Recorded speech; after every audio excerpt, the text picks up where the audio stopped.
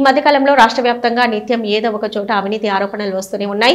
ACB అధికారులకు పట్టుబడుతూనే ఉన్నారు. అయినా కొందరు అధికారులు తగ్గేదే లేనట్టుగా అధికారుల వ్యవహారం కనిపిస్తుంది. అదే కోణంలో నాగర్ కర్నూలు జిల్లాలోని కల్వకుర్తి మండలం పరిధిలో గల గుండూరు గ్రామానికి చెందిన నంబి వెంకటయ్య వారి సోదరులు భూ వివాదంలో గొడవపడి వెంకటయ్యపై వారి సోదరుడు కల్వకుర్తి పోలీస్ స్టేషన్లో ఫిర్యాదు చేయగా పోలీసులు కేసు నమోదు చేసుకుని దర్యాప్తు చేస్తున్నారు. ఈ సందర్భంగా వెంకటయ్యకు చెందిన భూ వివాదం కేసు రాజీ కోసం కల్వకుర్తి 2వ ఎస్ఐ రామచంద్ర జి 20,000 డిమాండ్ చేశాడని బాధితుడు నంబి వెంకటయ్య ఈ నెల 23న ఏసీబీని ఆశ్రయించగా వారు కేసు నమోదు చేసుకుని వెంకటయ్య కల్వకుర్తి ఎస్ఐ రామచంద్రకు 10,000 లంచం ఇస్తుండగా ఏసీబీ డీఎస్పీ సిహెచ్ బాలకృష్ణ మరియు వారి సిబ్బంది కలిసి ఎస్ఐ లంచం తీసుకుంటుండగా రెడ్ హ్యాండెడ్గా వారిని అదుపులోకి తీసుకున్నారని చెప్పారు. అయితే ఎస్ఐ రామచంద్రను నాంపల్లి ఏసీబీ కోర్టులో హాజరుపరుస్తామని ఏసీబీ డీఎస్పీ బాలకృష్ణ తెలిపారు. అనంతరం వారు మాట్లాడుతూ ఉమ్మడి జిల్లా వ్యాప్తంగా అధికారులు ఎవరైనా సరే లంచం అడిగిన ఎడల ఏసీబీ టోల్ ఫ్రీ నెంబర్కు గానీ లేదా తమకు గానీ కాల్ చేసి సమాచారం ఇచ్చినట్లయితే వారి డీటెయిల్స్ ను గోప్యంగా ఉంచుతూ ఈ అవినీతి అధికారులకు కటకటాల వెనుకకు పంపి అవినీతిని నిర్మూలించడం సులభతరం అవుతుందని వారు తెలిపారు.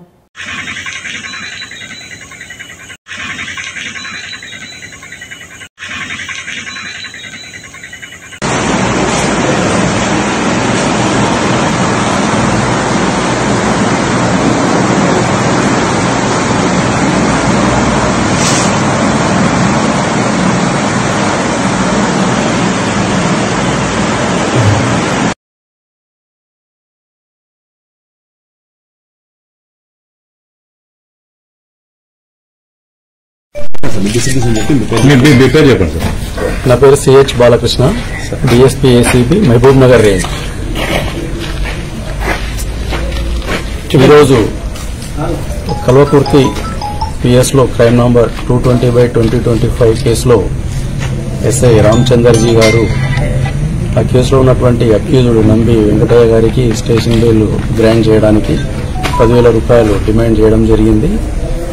కంప్లైంట్ మాకు రావడంతో మేము కేసు రిజిస్టర్ చేసి వచ్చి ఆయనను రెడ్ హ్యాండెడ్గా పట్టుకోవడం జరిగింది.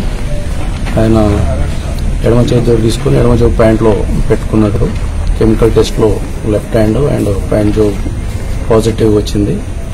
ఆయనను ఫర్దర్గా ఇన్వెస్టిగేషన్ అయిన తర్వాత రేపు ఏసీబీ కోర్టు నాంపల్లిలో ప్రొడ్యూస్ చేయడం జరుగుతుంది. ఎవరైనా ప్రభుత్వ అధికారులు పని చేయడానికి లంచం డిమాండ్ చేసినట్లయితే ACB toll free number 1064, ACB Twitter, ACB WhatsApp number, ACB Facebook లో కంప్లైంట్ చేస్తే కంప్లైంట్ ఫిర్యాదుదారుల యొక్క డీటెయిల్స్ రహస్యంగా ఉంచబడతాయి. వెరిఫై చేసి సంబంధిత అధికారులపై చర్యలు తీసుకోబడతాయి.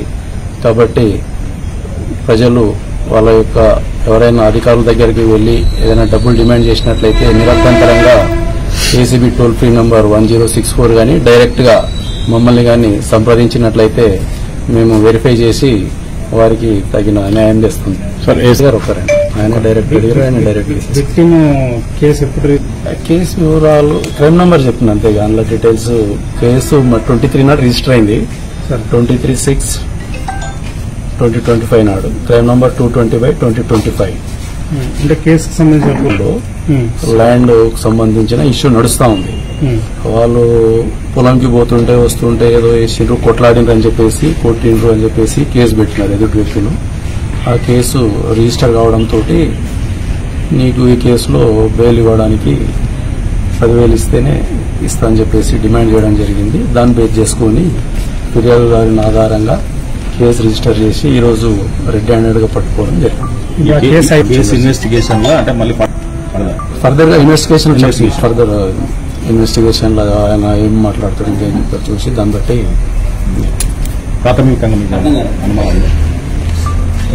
ప్రాథమికంగా అనుమానాలు అట్లాగే ఉండవు.